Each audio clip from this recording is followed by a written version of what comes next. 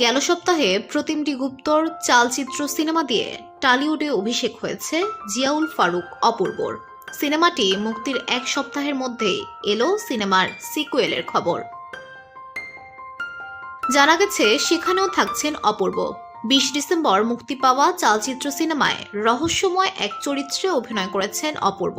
তার অভিনীত চরিত্রটি গল্পের মোড় ঘুরিয়ে দেয়। সিনেমাটি বক্স অফিসে প্রত্যাশা অনুযায়ী আলোড়ন তুলতে না পারলেও সমালোচকদের নজর এড়ায়নি। অল্প সময়ে পর্দায় থাকলেও প্রশংসিত হয়েছে অপূর্বর অভিনয়। নির্মাতা প্রতিমটি গুপ্ত অপূর্বর অভিনয়ের প্রশংসা করে বলেন, অপূর্বের মধ্যে একটা চার্ম আছে, এ কারণে তাকে নাটকীয়ভাবে দেখানোর চেষ্টা করেছি। দর্শকদের সেটা খুব পছন্দ হয়েছে। চালচিত্র সিনেমার গল্পের প্রেক্ষাপট 12 বছর আগের একটি মামলা। সেখান থেকেই শুরু হবে চালচিত্রের পরের পর্বের গল্প।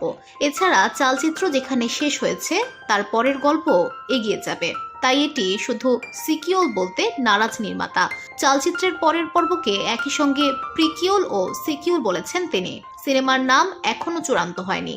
প্রযোজনায় থাকবে ফ্রেন্স কমিউনিকেশন।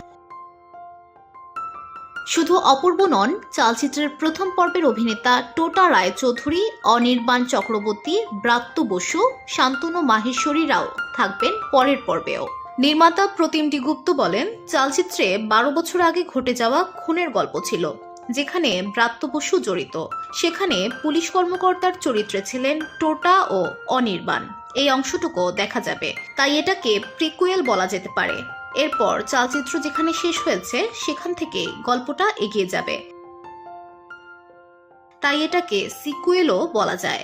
সিনেমার ক্লাইম্যাক্স এমনভাবে সাজানো হচ্ছে যেখানে ব্রাত্য বসু ও অপূর্বর সঙ্গে দেখা যাবে টোটা অনির্বাণদের।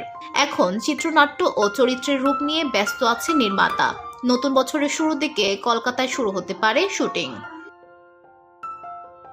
অপূর্ব বর্তমানে যুক্তরাষ্ট্রে অবস্থান করছে। নির্মাতার দেওয়া তথ্য মতে যুক্তরাষ্ট্র থেকে ফিরেই চালচিত্রের নতুন পর্বের শুটিংয়ে যোগ দেবেন অপূর্ব।